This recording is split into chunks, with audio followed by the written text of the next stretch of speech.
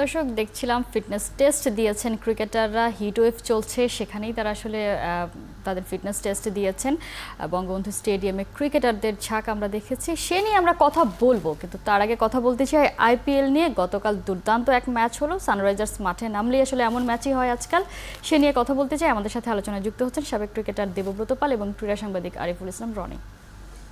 দুজনকে শুভ সকাল। দেবব্রত পাল, গতকালের ম্যাচ নিশ্চয়ই দেখেছেন।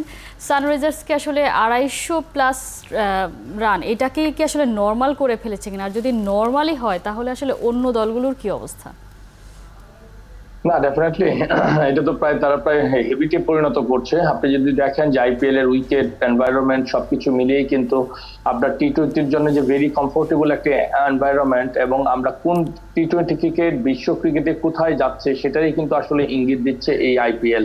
তার যেটা বললেন যে হায়দ্রাবাদ হেভিট করছে কিনা, ডেফিনেটলি 286, গতকালকে 266, ডেফিনেটলি এটা কিন্তু একটা হেভিটেই পরিণত করছে এবং আমাদেরকে আগামী দিনে টি-20 ক্রিকেটের একটি বার্তা কিন্তু আমাদেরকে দিচ্ছে। আপনি যদি দেখেন যে সব পাওয়ার প্লে, গতকালকের ম্যাচে কিন্তু পাওয়ার প্লেটা এত সুন্দরভাবে কিন্তু ইউজ করছে যে আপনার এটা মনে হচ্ছে যে রেকর্ড। আমার মনে হয় যে 6 ওভারে 125 রান তারা করেছে, আপনার ট্রেভিস হেড এবং অভিষেক শর্মা। সো সবকিছু মিলিয়েই কিন্তু আপনি দেখেন যে এত সুন্দরভাবে ইনিংস বিল্ড আপ করা, পাওয়ার প্লেকে ইউটিলাইজ করা। সো সেই ক্ষেত্রে কিন্তু আমি সানরাইজ হায়দ্রাবাদকে কিন্তু আপনার অবশ্যই কিন্তু এই বিপিএল এ এগিয়ে রাখতে হবে, এবং এই ম্যাচ জয়ের মাধ্যমে কিন্তু তারা পয়েন্ট টেবিলেরও প্রায় দ্বিতীয় স্থানে চলে এসেছে। সো সবকিছু মিলিয়ে শুধু এই ইনিংসটা শুধু আমি সানরাইজ হায়দ্রাবাদ কিংবা ট্রেভিস হেড কিংবা অভিষেক শর্মারই বলবো না, আগামী দিনে টি-20 ক্রিকেট কোন দিকে যাচ্ছে সেই বার্তাটাও কিন্তু খুব গুরুত্বপূর্ণ। নিশ্চয়ই। আরিফুল ইসলাম রনি, আমরা ক্রিকেটে ব্যাসবল ক্রিকেট দেখেছি, ইংলিশরা আসলে সেটা প্রবর্তন করেছে। টি-20 থেকে আসলে আমরা প্যাট বল ক্রিকেট দেখছি কিনা। প্যাট কামিন্স দলের দায়িত্ব নিলেন, পুরো দলের ব্যাটিং লাইন আপ চেঞ্জ হয়ে গেল এবং একটা রিভলিউশন হয়েছেই বলতে পারি। ডেফিনেটলি এখন সেখানে আসলে ক্যাপ্টেন প্যাট কামিন্সের ভূমিকা বা অবদান কতটুকু আমি শিওর না, বাট ডেফিনেটলি তাদের মাইন্ডসেটে একটা বড় চেঞ্জ হয়েছে। এবং আপনি যদি হায়দ্রাবাদের যারা খেলছেন বা ট্রাভিস হেডের কথা যদি বলি, ট্রাভিস হেড বেশ কয়েকবার বলেছেন চলতি আইপিএল যে তারা পাওয়ার প্লেটাকে ম্যাক্সিমাইজ করার একটা চ্যালেঞ্জ দিয়েছে, পাওয়ার প্লেটাকে যতটা বেশি সম্ভব কাজে লাগানো যায় এবং সেটা তারা করে দেখাচ্ছেন।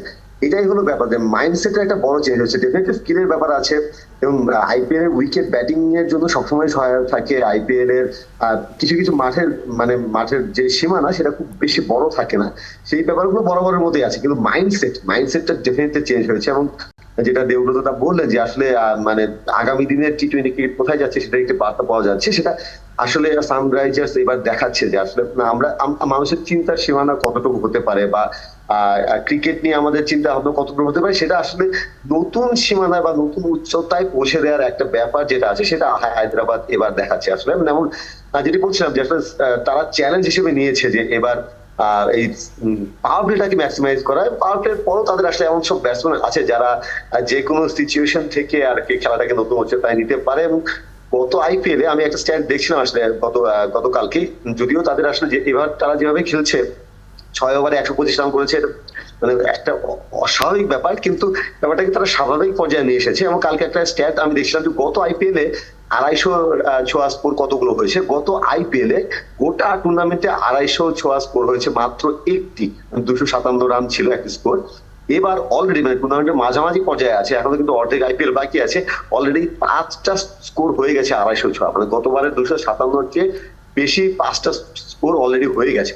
তো চিন্তা করতে পারছেন যে আসলে আইপিএলটা মানে স্কোরটাকে কোথায় নিয়ে যাচ্ছে। এবং ট্রাভিস হেড গত ম্যাচের পর একটা কথা বলেছিলেন যে তারা চাচ্ছেন যে 300 রানে নিয়ে যেতে, টি-20-তে 300 রানের স্কোরটাকেও তারা স্বাভাবিক করে ফেলতে চান। এবং গতকালকে একটা পর্যায়ে মনে হচ্ছিল যে আসলে 300 রান হয়েও যেতে পারতো, যদি ক্লসেন যদি টিকে থাকতেন তাহলে হয়তো 300 রান হয়েও যেত।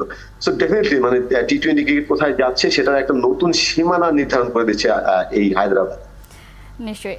দেবব্রত পাল, আমরা যদি দেখি ট্রাভিস হেড তো আসলে প্রতিদিনই পারফর্ম করছে, এদিকে অভিষেক শর্মাও পারফর্ম করে যাচ্ছে, কিন্তু কম্পারেটিভলি যদি আমরা ফরেন ক্রিকেটারদের কথা স্ট্যাট দেখি, অস্ট্রেলিয়ানরা আসলে বেশ সফল হচ্ছে।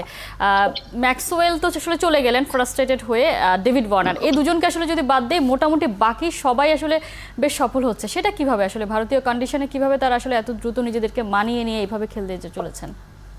আপনি যদি দেখেন যে এখন পর্যন্ত শীর্ষ ব্যাটসম্যান আপনি ইন্ডিয়ান এবং অস্ট্রেলিয়ানদেরকেই কিন্তু পাবেন। আপনার সম্ভবত শীর্ষে বিরাট কোহলি শীর্ষে রয়েছেন, সাউথ আফ্রিকান একজন রয়েছেন, রোহিত শর্মা রয়েছেন, এবং বোলিং এর ক্ষেত্রে কিন্তু তাই ইন্ডিয়া এবং অস্ট্রেলিয়া খুব বেশি ডোমিনেট করছে, সঙ্গে সাউথ আফ্রিকা। একটা জিনিস কি, আপনার অস্ট্রেলিয়ানরা যেভাবে বেড়ে উঠছে এবং ইন্ডিয়ান ক্রিকেট অতি সম্প্রতি গত 7-8 বছরে যেভাবে ক্রিকেট নিয়ে গবেষণা করছে এবং ক্রিকেটে যে প্রযুক্তি এবং বিজ্ঞানের যে অন্তর্ভুক্তি, পাওয়ার হিট বলেন এবং বোলারদের আপনার ডেথ ওভারে বোলিং বলেন কিংবা পাওয়ার প্লের সময় বোলিং বলেন, সবকিছু মিলিয়েই কিন্তু আপনি দেখবেন যে ক্রিকেটের যে উত্তরণের যে প্রক্রিয়া, ক্রিকেটের প্রযুক্তি এবং বিজ্ঞানের যে ব্যবহার, সবকিছু কিন্তু খুবই উন্নত মাধ্যমেই কিন্তু আপনার অস্ট্রেলিয়া এবং ইন্ডিয়া কিন্তু ব্যবহার করছে এবং ক্রিকেটাররা সেটা কিন্তু আত্মস্থ করছে, যে কারণেই কিন্তু তারা ইমপ্লিমেন্ট করতে পারছে খুব দ্রুত এবং সবার আগে। সো সবকিছু মিলিয়ে যদি আপনি দেখেন, এ কারণেই কিন্তু আপনার অস্ট্রেলিয়া এবং ইন্ডিয়ার যে ক্রিকেটিং কালচার রয়েছে, হয়তোবা ইংল্যান্ডের কালচারও অনেক বেশি সমৃদ্ধ, বাট অস্ট্রেলিয়া এবং ইন্ডিয়া এই চর্চাটা এবং এই যে প্রায়োগিক দিকটা অনেক বেশি কিন্তু তারা ক্রিকেটের এই চর্চাটা করছে, যে কারণেই আপনি যে প্রশ্নটা করলেন যে ওরা কিন্তু আপনার র্যাঙ্কিং এ অনেক বেশি এগিয়ে থাকে। আর রনি ভাই একটি কথা বলেছেন যে সীমানার একটি কথা বলেছেন, ডেফিনেটলি খুবই ইম্পর্টেন্ট যে আমরা যদি আমাদের টার্গেট ফিক্সড করতে না পারি, আপনি দেখেন আমাদের ক্রিকেট চিন্তার কথা বলেছেন রনি ভাই, আমরা তো আসলে এখনো চিন্তাটাই ফিক্স করতে পারি নাই, সীমানা কিভাবে পাড়ি দিব। তো সবকিছু মিলিয়েই আপনার এই আইপিএল আমার কাছে অত্যন্ত দুর্দান্ত মনে হচ্ছে। এখনো দেখেন 74টা ম্যাচের মধ্যে গতকালকে মানে 35টা ম্যাচ হয়েছে, এখনো কিন্তু অর্ধেকের বেশি ম্যাচ বাকি রয়েছে, প্লে অফ শুরু হবে 21শে মে থেকে। তো সবকিছু মিলিয়ে আইপিএল এ কিন্তু এখনো অনেক বেশি সারপ্রাইজ ওয়েট করছে আমার কাছে মনে হয়। নিশ্চয়ই, এবং ভরপুর এন্টারটেনমেন্ট বলতে যা বোঝায় সেটাই আমরা দেখতে পাচ্ছি। আরিফুল ইসলাম রনি, আপনারা দুজনের কথাতে আসলে স্পষ্ট যে কোথায় গিয়ে দাঁড়াচ্ছে আসলে টি-20টা, সেটার ভবিষ্যৎ হয়তো সেট করে দিচ্ছে এবারের আইপিএলে। আমরা গতকাল জ্যাক ফ্রেশারকে দেখছিলাম, তিনি আসলে ক্যারিয়ারের দিক থেকেও বেশ ফ্রেশার্স, তিনি একেবারেই ইয়াং। সেই অস্ট্রেলিয়ান, তিনি 15 বলে হাফ সেঞ্চুরি করে ফেলেন এবং ঘরোয়া ক্রিকেটে খুব সম্ভবত তিনি 30 বলে সেঞ্চুরি করারও তার আসলে রেকর্ড আছে। এই যে তাদের যদি বলি যে তাদের ঘরোয়া ক্রিকেট এবং তাদের ক্রিকেটার, তাদের বেঞ্চে আসলে যারা থাকেন তারাও যে আসলে কি পারফরমেন্স করতে পারেন সেটা তো আসলে আমরা প্রতিনিয়ত দেখছি।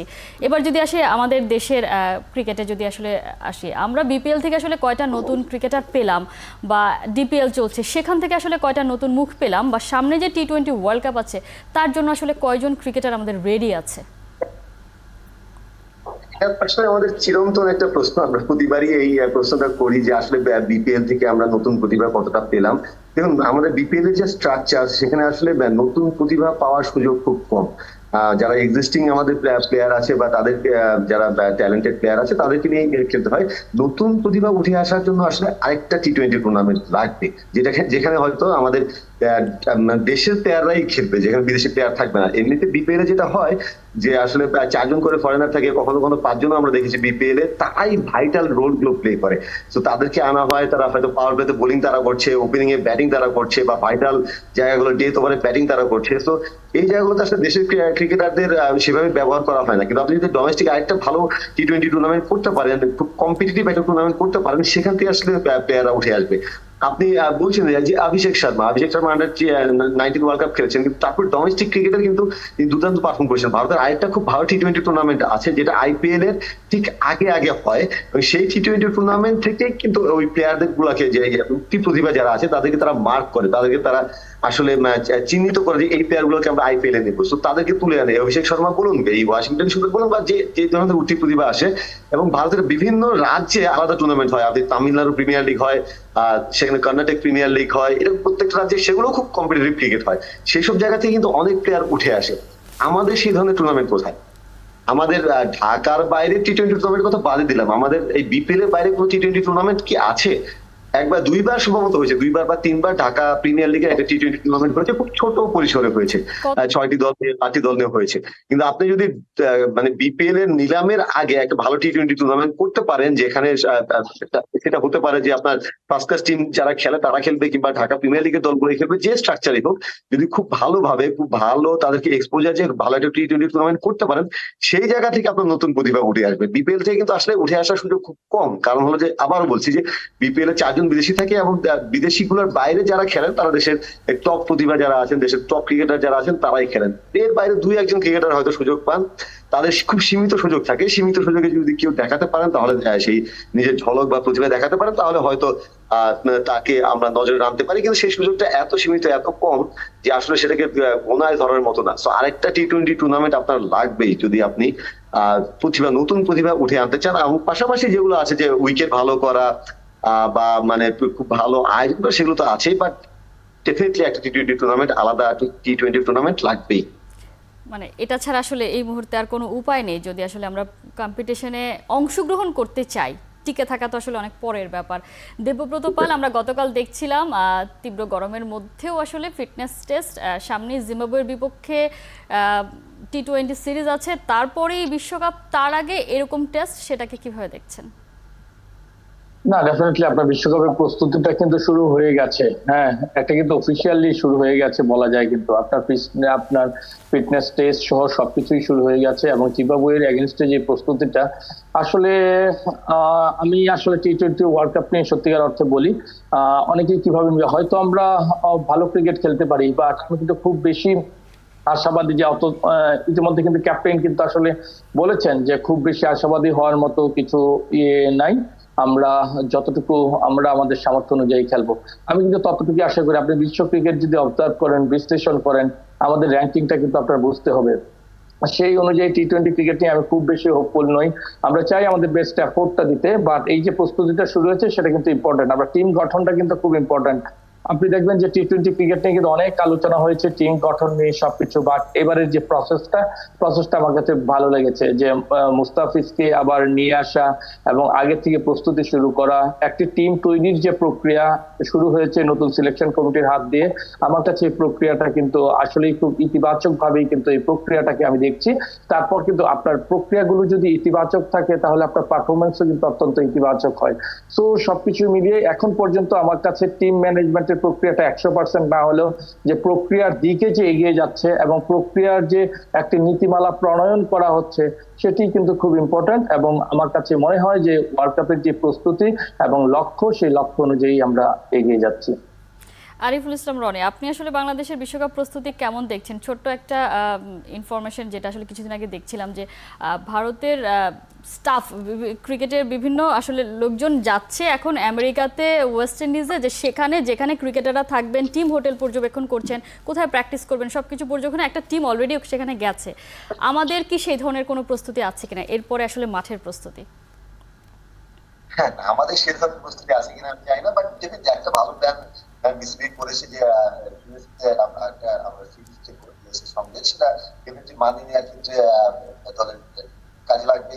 প্লাস একটা পজিটিভ ব্যাপার হলো যে আইপিএল এ যারা খেলছেন তারা তো ডেফিনেটলি প্র্যাকটিসের মধ্যে থাকবেন। বাংলাদেশের কেউ মানে মুস্তাফিজ ছাড়া কেউ আইপিএল এ নেই। অ্যাটলিস্ট তারা, আমি যদি পজিটিভলি দেখি, ডেফিনেটলি আইপিএল খেলতে পারলে ভালো হতো, কিন্তু পজিটিভলি যদি দেখি তারা হয়তো টায়ার্ড থাকবেন না। মানে ঢাকা প্রিমিয়ার লিগ শেষ হলে তারা টায়ার্ড থাকবে না, আইপিএল এ যারা খেলবেন তারা খুব টায়ার্ড থাকবেন। এবং যেটা প্রতিবারই টি-20 ওয়ার্ল্ড কাপে হয় যে ইন্ডিয়া, দেখুন ইন্ডিয়াকে মানে আইপিএল শেষ হওয়ার পরপরই টি-20 ওয়ার্ল্ড কাপটা হয় বেশিরভাগ সময়, তখন দেখা যায় যে আসলে তারা টায়ার্ড থাকেন, এক্সস্টেড থাকেন, লম্বা 1.5-2 মাসের আইপিএল খেলার পরে। বাংলাদেশে অ্যাটলিস্ট সেটা থাকবে না। এটাই তো আর সবকিছু না, মানে স্কিল এবং মাইন্ডসেট সবকিছুর ব্যাপার আছে। বাংলাদেশের প্রস্তুতির ক্ষেত্রে আমি বলবো যে সুযোগ আছে, মানে আইপিএল তারা বেশ আগেই ইউএসএ তে যাচ্ছেন এবং তারা ওই সিরিজটা খেলবেন যুক্তরাষ্ট্রের সঙ্গে, তারপরে অফিসিয়াল টি-20 ওয়ার্ল্ড কাপের যে অফিসিয়াল প্র্যাকটিস ম্যাচগুলো আছে সেটাও তো ডেফিনেটলি থাকবে। প্রস্তুতি আমার মনে হয় না যে খুব খারাপ হবে, কিন্তু আসলে প্রস্তুতির পরে মানে আমাদের তো সামর্থ্যটা দেখতে হবে, এবং সেই সামর্থ্যের ক্ষেত্রে আসলে খুব বেশি আশা করার জায়গা আমি দেখি না। নাজমুল হোসেন শান্ত হয়তো বাস্তবতা বুঝেই বলছেন, যদিও গত 1.5-2 বছরে বাংলাদেশ টি-20তে যথেষ্ট ভালো ক্রিকেট খেলছে, কিন্তু ওয়ার্ল্ড কাপে গিয়ে আসলে বাংলাদেশ কতটা ভালো করবে আমি নিজেও সন্দিহান।